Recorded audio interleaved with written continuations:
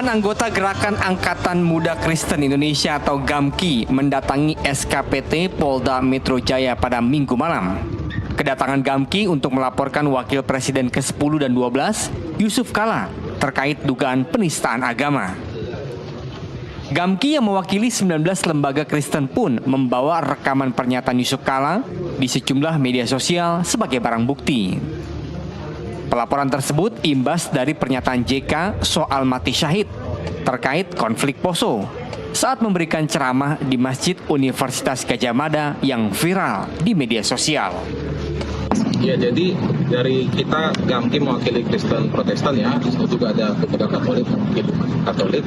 Nah itu 3 hari ini mengalami kegaduhan ya, khususnya di media sosial, bahkan dalam pembicaraan di dalam pertemuan karena pernyataan ini kemudian tidak sesuai dengan ajaran agama Kristen, di mana Bapak Yusuf Kala mengatakan bahwa di dalam agama Kristen itu diajarkan kalau membunuh yang orang atau mematikan orang yang berbeda agama, dalam hal ini dinyatakan agama Islam, itu sahih masuk surga. Padahal dalam ajaran agama Kristen tidak ada sama sekali yang pernah mengajarkan itu. Bahkan kita diajarkan untuk mengasihi sesama manusia, bahkan musuh kita sekalipun.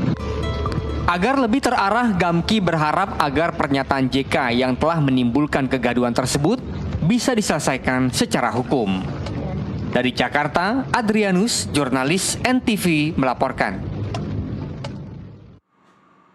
Ya pemirsa, berawal dari mimbar Masjid Kampus UGM, sebuah narasi tentang mati syahid dalam konflik masa lalu kini berujung pada laporan di Polda Metro Jaya oleh rekan-rekan Gerakan Angkatan Muda Kristen Indonesia atau GAMKI dan Pemuda Katolik. Kita akan berdiskusi dengan narasumber yang sudah tersambung melalui Zoom. Ada juru bicara Yusuf Kala, Hussein Abdullah, sementara GAMKI dan Pemuda Katolik tidak bisa hadir perwakilannya dalam dialog kita sore ini karena aktivitas atau kesibukannya masing-masing. Saya akan sapa Pak Uceng, selamat sore. Selamat sore, Desmana. Pak Uceng, apakah polisi sudah menghubungi Pak JK untuk melanjutkan pemeriksaan atas perkara ataupun laporan terhadap dirinya? Ya, sejauh ini saya kira belum ya, karena belum ada informasi dari pihak kepolisian tentang laporan itu.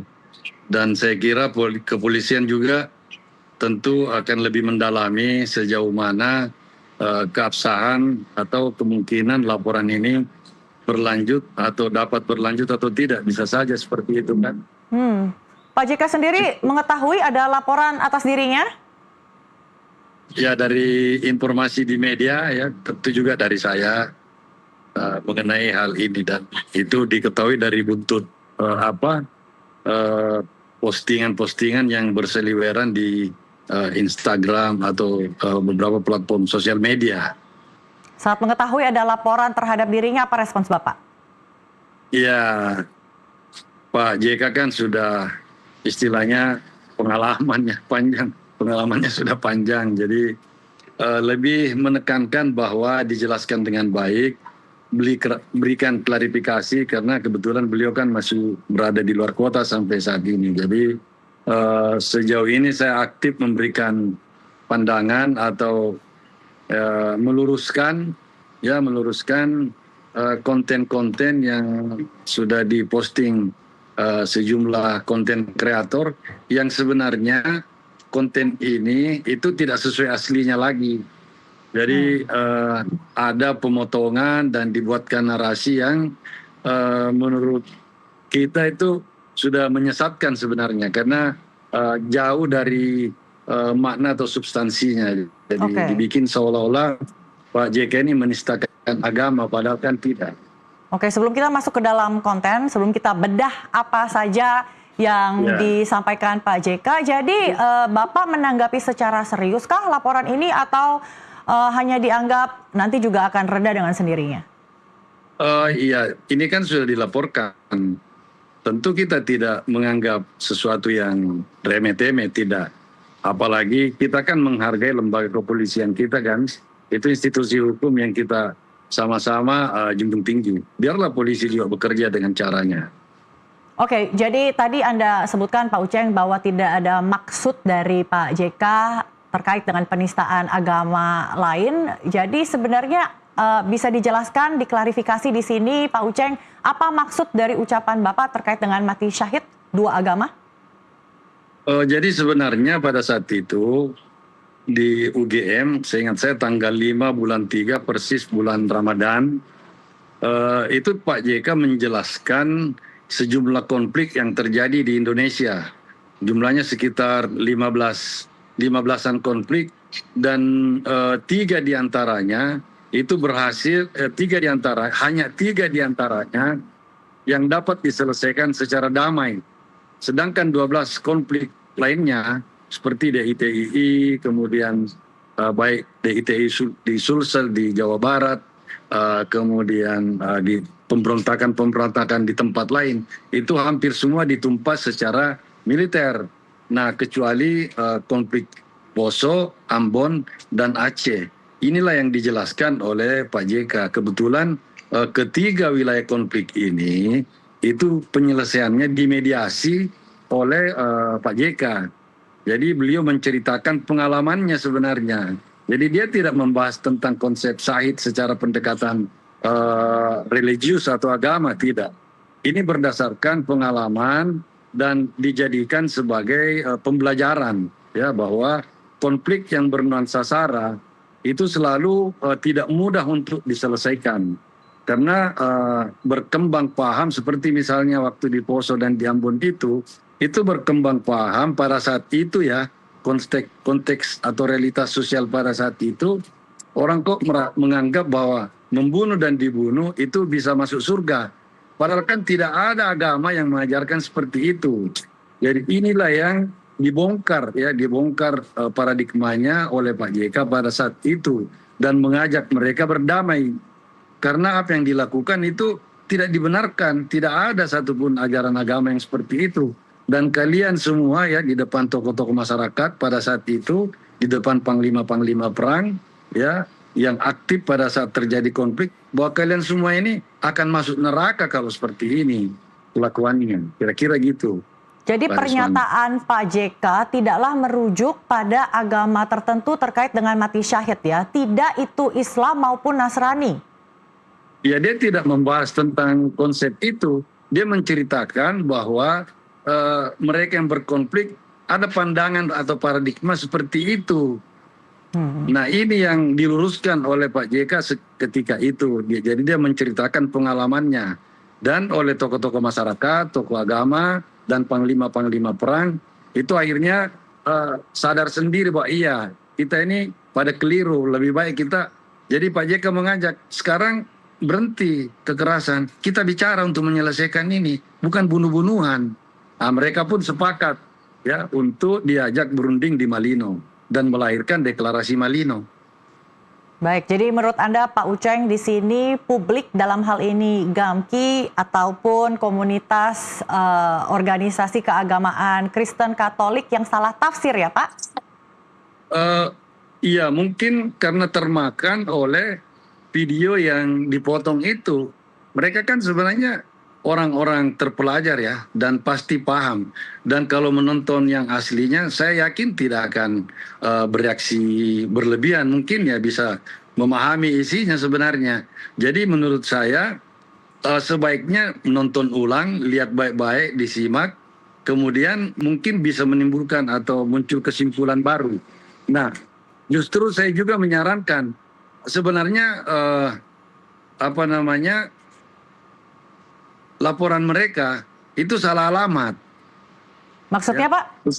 Salah alamat, harusnya bukan Pak JK yang dilaporkan. Siapa, Pak? Harusnya yang dilaporkan itu adalah pihak yang membuat, memotong, memposting, dan memberi narasi yang menyesatkan terhadap konten atau pidato dari Pak JK. Itu yang harusnya dilaporkan. Karena inilah yang menyebabkan kontroversi yang menimbulkan huru-hara di sosial media. Oke, tapi ada beberapa tokoh publik yang juga menyatakan, oh ini mungkin Pak JK kepleset lidah. Karena kan memang manusia tidak lepas dari kesalahan gitu, Pak. Respons Bapak apa? Iya, jadi gini, ya, bahwa orang bisa keliru, iya. Tetapi substansi daripada pembicaraan Pak JK itu semata-mata membicarakan fakta sosial yang terjadi. Ya, mungkin juga ya memang harus menyaksikan langsung lengkap utuh daripada ceramah itu, baru kita mengambil kesimpulan. Kalau dari pihak kami memang itu kan pidato Pak JK sebenarnya sudah sering dikemukakan di berbagai forum dan temanya hampir sama, berulang sebagai pembelajaran tiap beliau diundang ceramah tentang perdamaian.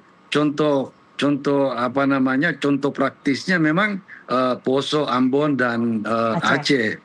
Iya, baik di dalam maupun di luar negeri. Dan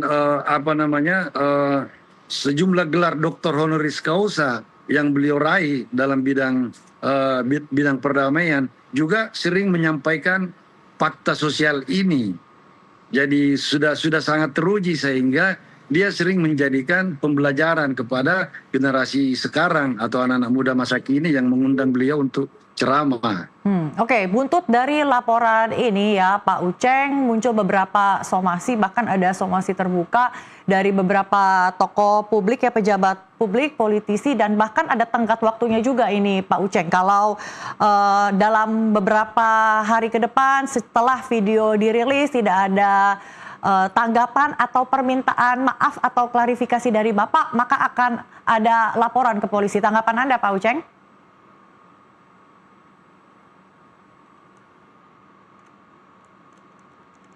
Pak Uceng, apakah bisa mendengar suara saya, Pak?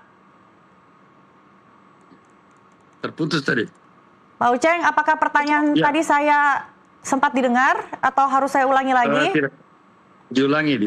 Oke, jadi ada beberapa tokoh atau pejabat publik ini Pak yang ikut meramaikan ya. Bahkan ada satu somasi terbuka, ia merilis sebuah video dan meminta Pak JK untuk mengklarifikasi atau meminta maaf. Jadi kalau dalam beberapa hari ke depan, 2-3 hari ke depan tidak ada inisiatif dari Pak JK, maka akan ada laporan ke polisi terhadap Pak JK. Tanggapan Anda Pak? Ya, sebaiknya. Ya Pak, Pak Uceng.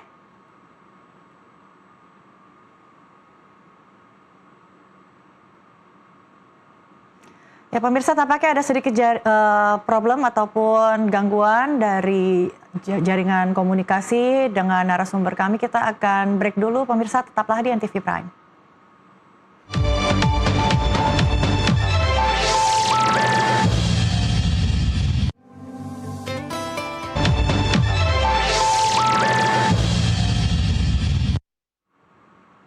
Terima kasih Anda masih bersama kami di NTV Prime. Dialog tentang ceramah Yusuf Kala yang berujung perkara akan kita lanjutkan. Tadi sudah ada narasumber juru bicara JK Hussein Abdullah dan kini sudah turut hadir kuasa hukum dari Gamki Stein Siahaan.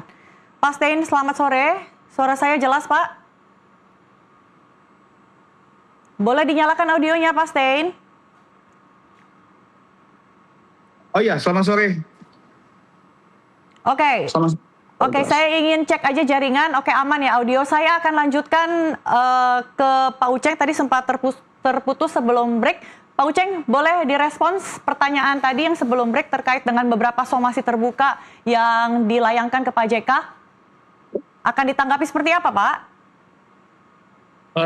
Iya, kalau butuh klarifikasi sebenarnya apa yang sudah disampaikan Pak JK secara lengkap yang di Gajah Mada itu, kalaupun diklarifikasi ya sama juga seperti itu. Karena itu kan fakta sosial saja, nggak ada yang lain. Pak JK tidak berbicara tentang teori atau dogma agama yang lebih dalam. Dia tidak spesifik seperti itu. Mungkin yang diminta lebih kepada forum khusus Pak, terkait dengan lebih diperjelas pernyataan yang disampaikan Pak JK di UGM bulan lalu.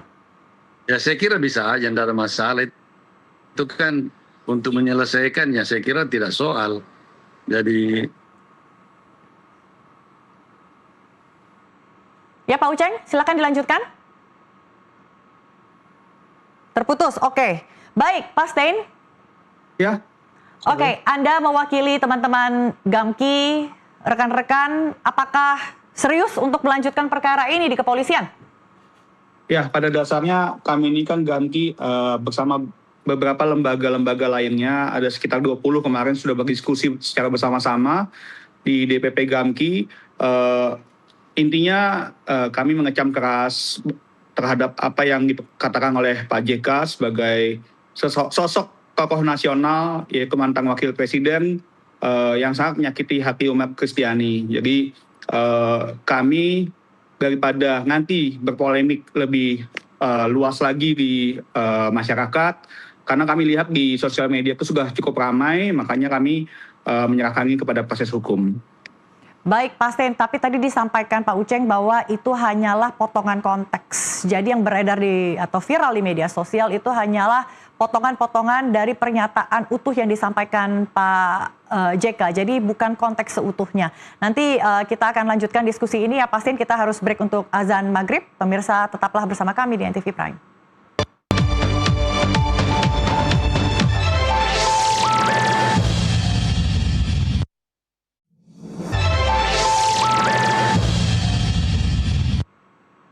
Terima kasih Anda masih bersama kami di NTV Prime, masih di segmen dialog. Akan kembali kita lanjutkan pembahasan ini. Pak Sten, mungkin Anda tadi sudah mendengar ya apa penjelasan yang disampaikan oleh Pak Uceng sebelum Anda bergabung terkait dengan klarifikasi oleh Pak JK bahwa apa yang disampaikan pernyataan Pak JK itu adalah contoh-contoh ketika beliau berperan dalam melakukan perdamaian atas konflik-konflik besar yang terjadi di masa lalu.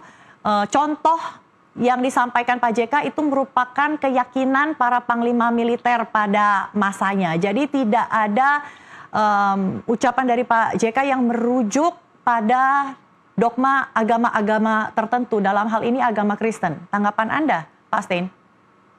Ya, sebenarnya ini bukan kompetensi saya untuk menjelaskan ya, karena ini kita harus kembali kepada ahli bahasa ya. Tapi seyogyanya kami mencoba, saya boleh bacain transkripnya ya, pada menit 9:08 itu disebutkan bahwasanya kenapa agama gampang menjadikan alasan konflik seperti Poso Ambon. Selanjutnya, karena kedua-duanya Islam dan Kristen berpendapat mati atau menewaskan orang, mati atau mematikan itu syahid. Semua pihak, Kristen juga berpikiran seperti itu. Jika saya bunuh orang Islam, saya syahid. Kalau saya mati pun saya syahid. Nah, yang jadi masalahnya di sini adalah Pak JK tidak mengatakan bahwa Islam dan Kristen yang ada di Poso ataupun di Ambon. Tapi dia mengeneralisir bahwa ajaran Islam dan ajaran Kristen itu sama. Jika kita membunuh musuh kita yang berbeda agama, itu akan mati syahid. Dan bahwasanya sepemahaman saya, walaupun saya bukan pendeta atau ahli teologi, seumur hidup saya belum pernah mendengarkan ajaran di agama Kristen itu membunuh itu adalah suatu hal yang bisa bikin kita masuk surga. Bahkan dalam 10 perintah Allah kita ada dilarang membunuh, jangan membunuh. Nah, ini sangat bertentangan dengan ajaran yang kami yakini. Kira-kira seperti itu. Oke, begitupun dengan ajaran agama Islam. Tadi kalau misalnya Pak Uceng sampaikan bahwa di Islam juga tidak diajarkan mati syahid. Begitu kan ya Pak Uceng? Bagaimana tanggapan Anda terkait dengan bahwa Pak JK ini mengeneralisir ajaran agama Islam dan Kristen terkait dengan mati syahid? Ya, jadi kalau sepintas seperti itu memang yang harus dimaknai di sini adalah konteks yang dibicarakan Pak JK. Konteksnya adalah konflik Poso dan Ambon, di mana pada saat itu dua pihak, baik Kristen maupun yang Islam, itu berpandangan seperti itu. Membunuh dan dibunuh itu ganjarannya surga. Nah, ini yang diluruskan oleh Pak JK. Pak JK pun tidak sependapat orang bunuh-bunuhan. Makanya dia mengarahkan supaya dihentikan. Jangan berpandangan seperti itu. Karena tidak satu pun agama yang memiliki pandangan yang demikian. Jadi lengkapnya seperti itu. Oke, lengkapnya seperti itu. Jadi apakah perlu ditampilkan tayangan video utuhnya agar publik juga paham dan tahu konteks utuhnya itu apa? Tidak ada yang dipotong-potong, tidak ada yang dipelintir, tidak ada yang menyudutkan pihak tertentu. Ya, saya kira kan ada ininya. Ada di YouTube Gajah Mada punya kan itu. Jadi kalau bisa disimak dengan baik, saya kira saudara-saudara kita bisa lebih memahami, ya, karena ya ini kan sebenarnya kita juga memahami sikap saudara-saudara kita dari kaum Nasrani, ya tentu mempertahankan dengan baik ajaran-ajaran yang memang cinta damai, cinta kasih. Kami pun demikian, dan itu kita maklumi. Tentu tidak mau ranah ini diganggu gugat. Tetapi kalau bicara konteks pada masa lalu, ya memang kondisinya seperti itu. Jadi sangat kontekstual dan historisnya ada. Ini pun kemudian kalau kita lihat diakui oleh para pendeta, tokoh-tokoh masyarakat yang ada di lokasi, ya, di Poso, di Ambon, yang memang terlibat langsung di dalam pertikaian pada saat itu. Jadi saya kira dan saya yakin teman-teman yang baik mungkin ya yang melapor mulai berkomunikasi dengan senior-senior juga, ya, sehingga kedepannya mungkin akan lebih baik. Kita tentu tidak ingin melihat masalah ini menjadi meruncing dan merugikan banyak orang yang sebenarnya harus diselesaikan secara bersama-sama. Saya kira seperti itu. Kalaupun bahwa terjadi pelaporan kepada kepolisian, itu memang salah satu saluran, ya, kita tidak bisa mencegah. Tetapi kalau boleh sebenarnya saya ingin menitip bahwa sebaiknya kita yang dilaporkan itu adalah pihak yang memposting pertama dan memberikan narasi yang kemudian menimbulkan salah tafsir. Ini yang harus kita koreksi sebenarnya. Orang-orang seperti ini membuat masalah sebenarnya. Jadi kita perlu luruskan yang seperti itu sehingga ke depan kita tidak mudah diadu-adu oleh kelompok-kelompok atau kegiatan operasi seperti ini. Itu saran kami itu sebenarnya. Pak Stein, sebagai kuasa hukum dari pelapor, apakah Anda sendiri sudah sempat menyimak video utuh dari pidato Pak JK beberapa saat lalu di kampus UGM? Sudah. Kami sudah simak, kami sudah pelajari, bahkan sudah berulang kali kami ulang-ulang. Jadi ya menurut kami, makanya balik lagi kami menyerahkan kepada proses hukum itu, karena dalam proses hukum kan nanti kan kami memberi keterangan terlapor, memberi klarifikasi, lalu habis itu akan diperiksa ahli bahasa, akan diperiksa ahli ITE, bahkan nanti setahu saya akan ada namanya diperiksa ahli psikologi forensik. Jadi sejauh mana bahasanya Pak JK itu bisa mempengaruhi orang sampai berbuat hal-hal yang tidak baik, itu akan diperiksa sampai ke sejauh itu gitu. Jadi karena ini kan pemahaman kami sebagai umat Kristiani, sebagai dari banyak lembaga, bahwasanya ini tidak mendasar omongan ini tentang agama Kristen, makanya kami melaporkan sehingga nanti biar diluruskan di proses hukumnya seperti apa. Oke, bagaimana tanggapan Anda terkait klarifikasi yang disampaikan Pak JK melalui Pak Uceng bahwa yang disampaikan adalah pandangan Panglima Islam dan Kristen di masa itu? Ya, makanya balik lagi saya bilang, ini bukan kompetensi saya karena saya bukan ahli bahasa ya, saya bukan ahli psikolog forensik ya. Jadi kami memahaminya karena begini, tadi saya sudah bilang, ini saya coba menggunakan kemampuan bahasa saya saja ya. Karena kedua-duanya Islam dan Kristen berpendapat mati. Nah, ini masalahnya beliau tidak menggunakan orang Islam atau agama Islam dan agama Kristen yang ada di Poso atau ada di sana. Minimal ada di sana aja. Jadi bahasa itu yang membuat menjadi rancu sehingga bahwasanya ini seperti Islam dan Kristen berpendapat hal yang sama gitu. Mengeneralisir, bukan hanya Islam dan Kristen yang ada di Poso. Itu sih. Oke, jadi tetap akan menempuh jalur hukum ya Pak? Ya. Oke, walaupun ajaran di Kristen adalah mengasihi dan ketika sudah ada klarifikasi, maksud saya apakah memungkinkan ada pendekatan dialog ataupun mediasi sebelum menempuh jalur akhir yaitu melalui proses hukum? Pak Stein?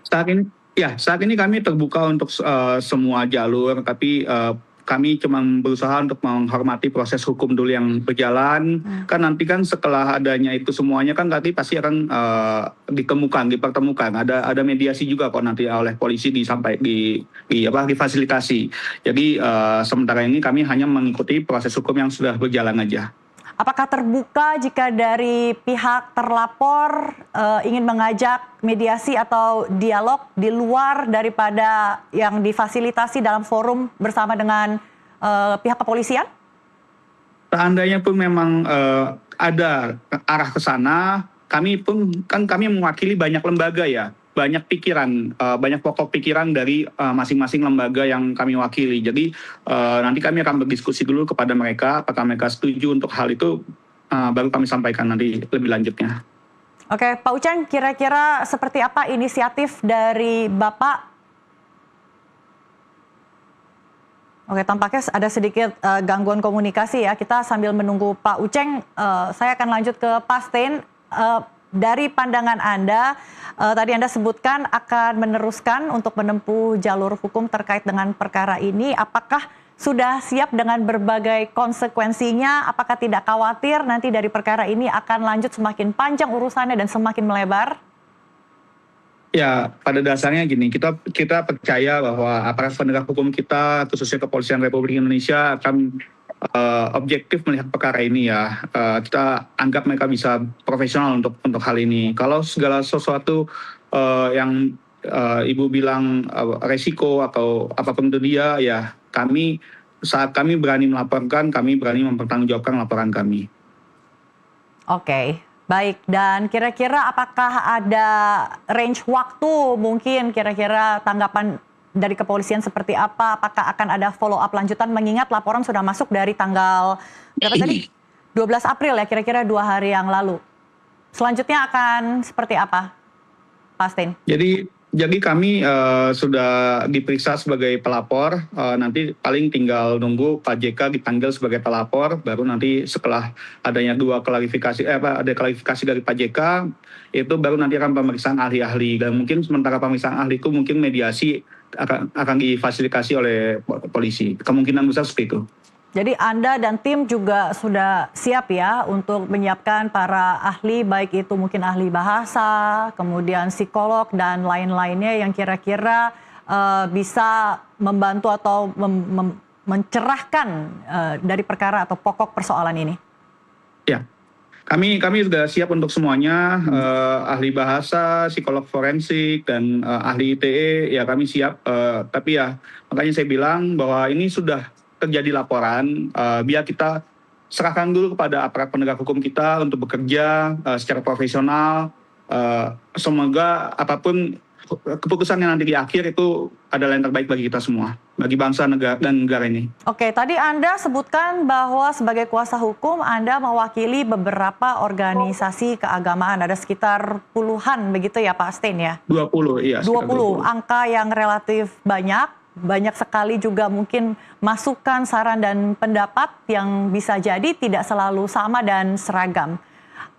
Apakah mungkin ada yang tiba-tiba berinisiatif untuk sudahlah kita damai saja gitu ya bahasanya ya, tidak usah dilanjutkan karena mungkin sudah ada klarifikasi dan dari Pak JK, tadi juga kita sudah dengar sama-sama yang diwakilkan Pak Uceng sudah seperti apa?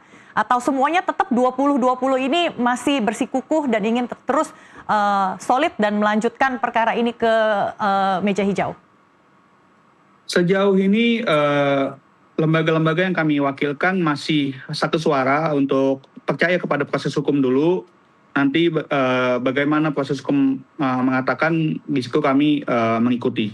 Jadi sampai saat ini masih satu suara, belum ada bilang bahwa oh udahlah nggak usah karena udah ada klarifikasi segala macam, belum ada. Sampai saat ini belum ada.